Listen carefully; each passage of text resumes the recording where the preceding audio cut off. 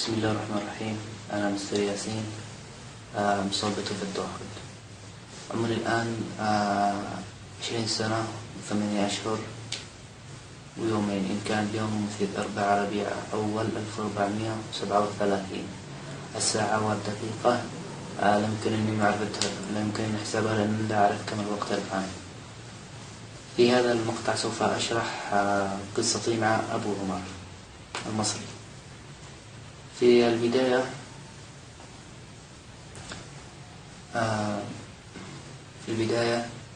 دلتني عليه بنت يمنية في الفيسبوك. كنت متردد في بداية الأمر لأن كان من الصعب أن أشرح له الأمر، وخشيت أن يكون من المتسرعين. فبعد أيام تواصلت معه، قلت عسى أن أجد التشخيص الحقيقي. فسألني بعض الأسئلة وكان رده جميل، وطلب مني أن أفعل بعض الأمور. قلت له أنه من الصعب أن أفعل تلك الأشياء، وهي كانت نوعا ما من العلاج، ولكن لم أكن أعلم أنها من العلاج في ذلك الوقت. قلت له أنه من الصعب، وحقيقة كان صعبا أن أطبق تلك الأشياء. فسألته بعد فترة عن التشخيص، فأخبرني بأني شاب توحدي.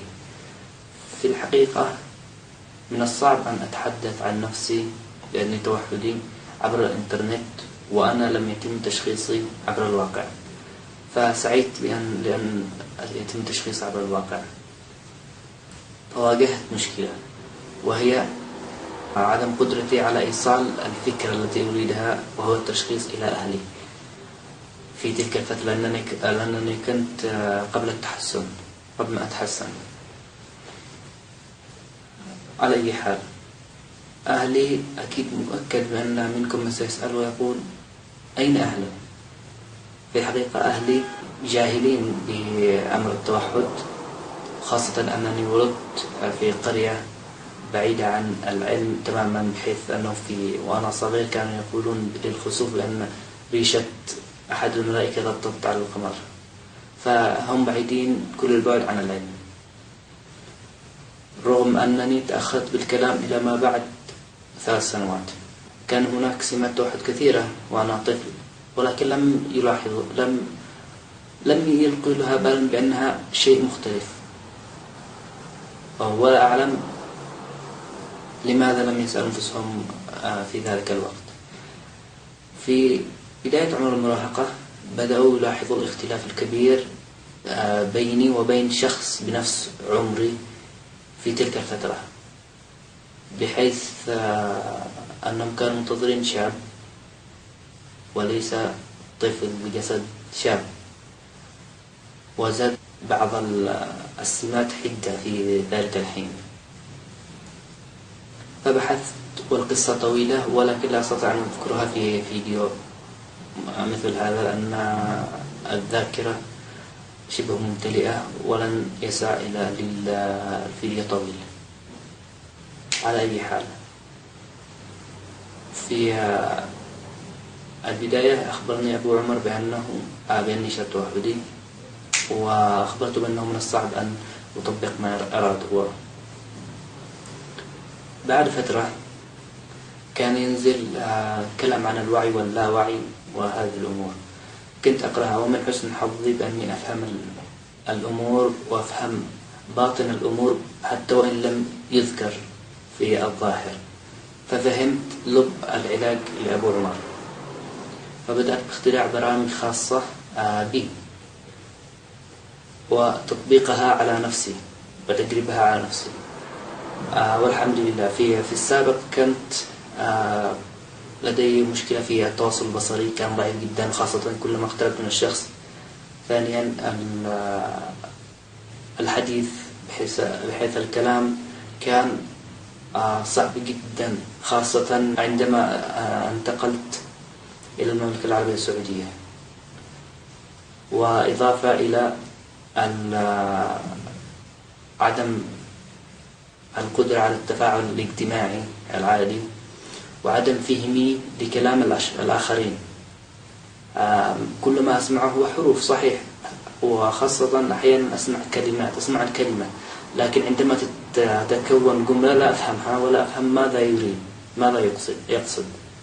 هذه المشكلة ليست جديدة، كانت من السابق، ولكن كنت عندما أفهم الكلام كنت إن فهمت كلمة أو كلمتين أو كذا أو مثل هذا أفهم ما يريد. ولكن المشكلة كانت هي في استشعار هذه الأمور. ومن هذه الأمور أيضا الرفرفة والاهتزاز الأمام والخلف، الضحك المفاجئ بالنسبة للآخرين وليس بالنسبة لي، لأن هناك سبب بالنسبة لي. أيضا تغطية الآذان عند سماع بعض الأصوات، رغم أنها تكون أحيانا عادية عند الآخرين، وأحيانا يكون هناك أصوات عالية أنا لا أغطي آذاني بسببها. والسبب حسب ما درست نفسي بأن الأصوات التي تميل إلى الحدة هي أكثر ما هي مزعجة بالأذن، وكلما كان مضخما كلما كان قليل إزعاجا لي، والكل يوترني. لكن الذي يجعلني أغطي آذاني ليس المضخم، وإنما الذي هو يكون صوت مزعج وحاد. أما الأصوات التي قوية تجعلني أتوتر وأتعرف كثيرا ومرتبك نوعا ما. أيضا من هذه الأمور النسيان الكثير، رغم أن ذاكرتي قوية جدا حسب قول الآخرين، ولكن بنفس الشيء نفس الوقت أنسى كثير جدا من الأمور العادية، وأحيانا أنسى أمر فعلته بمجرد مرور دقيقة أو دقيقتين، وأحيانا أقول كلام غير الذي أقصده أنا، أي أركب كلام أنا بالنسبة لي مفهوم، لكن بالنسبة للآخرين غير مفهوم أو مفهوم بشكل مختلف، بحيث أن البعض يعتقد بأني متناقض أو أني خرفت. بدأت مع أبو عمر، طبقت البرامج التي اخترعتها أنا لي من خلال فهمي للب علاج أبو عمر، وهو أيضا كان يساعدني بعض الأمور. وأيضا ليس أبو عمر وحده، هناك أطباء آخرين ساعدوني، وكثير من الناس عبر الإنترنت ساعدوني، جميعهم عبر الإنترنت، الذي هو عبر الواقع كان من بعد التحسن وليس من قبله، لأنه كان صعب جدا جدا جدا التواصل عبر الواقع. فبدأت بتطبيق البرامج الخاصة، ولا يسع الوقت لكي يذكرها وأذكر كيف فعلت وكيف، هذا بسبب ضيق الوقت، وهناك أمور لابد أن أنفذها بعد هذا الفيديو. المهم سأذكر الكلام كيف أتحسن بشكل مختصر. في البداية لاحظت بعض الفيديوهات للمتوحدين عبر الإنترنت أنهم يوقفون أو أنهم إذا وجه إليهم سؤال يتأخرون بالإجابة. أنا فهمت بهذا الأمر بأنهم يتأخرون، يحاولون تجميع كلمات والجملة لكي يفهموها. فأنا بدأت عن طريق البرامج الخاصة به، بدأت بمحاولة أن أجمع الكلمات قبل أن أتكلم، لأنه إن حدثت الاثنان معا فإنه لا يخرج بأي نتيجة جيدة أبدا، بالعكس الكلام غالبا يكون غير مفهوم. فبدأت أحاول تجميع كلمات. صحيح في أول المرات كان صعبا جمع الكلمات، بحيث أنه في كل مرة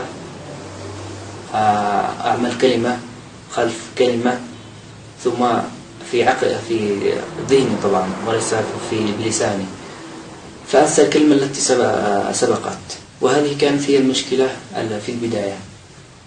مع الوقت كنت أكرر الكلام الذي أريده في عقلي، الذي أريد قوله، والذي كثيرا كل يوم حتى استطعت أن أنفذه على الواقع. في أول المرات كان تنفيذه نوعا ما فيه صعوبة، و يعني أول ما طبقته جاء بشكل كأنه معصب أو مثل هذه الأمور. على أي حال، أنا أشكر أبو عمر وأشكر كل من ساعدني، وأشكر الذي ساعدني على الذهاب إلى المستشفى للتشخيص، والحمد لله تم تشخيصي. وبعدها عملت برامج مضاعفة لي حتى تحسنت من أشياء كثيرة، وأهمها التعامل الاجتماعي. وتركت لي الفرصة لكي أحسن من نفسي بهدوء بدون أي مشاكل، بدون أي ضغوطات سواء من الأهل أو من الآخرين، لأن الأهل بعدما علموا في أول مرة كان صدمة لهم، ولكن بعدها تركوني وشأني. وهذا جعلني أتاح لي فرصة ووقت كثير لكي أحسن من نفسي، لأنه لا يوجد ضغوط. أنا أوجه رسالة للذين يقومون بتشويه سمعة أبو عمر، وثم حصل بعدها أنه يتم تشويه سمعتي بسبب أني ذكرت تجربتي مع أبو عمر.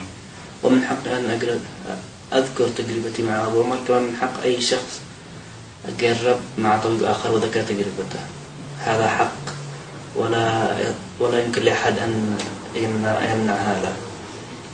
فإن كنتم تقومون، كان من قبل أن أظهر بالفيديو تقومون بنشر والتحذير مني بأني شخصية وهمية صنعها أبو عمر، وأني نفسه أبو عمر أو ما شابه هذا الكلام، فها أنا ظهرت بالفيديو الحمد لله بعد ما تحسنت كثير. وكان علي ضغوط في السابق بسبب أني لا أستطيع كنت أن أصور فيديو، هذه الأمور لمشاكل عديدة يمكن ذكرها. فمن الممكن أن يكون أبو عمر بنفس الطريقة كنتم تشوه سمعته، وأنتم لا تعلمون بأي شيء حقيقي، أو أن البعض منكم متعمد بأن يشوه سمعته والتحذير منه لأنه اكتشف علاج التوحد. أشكر أبو عمر وأشكر الله على أنه ساعدني كما طلبت منه وأعطاني الأسباب. والسلام عليكم.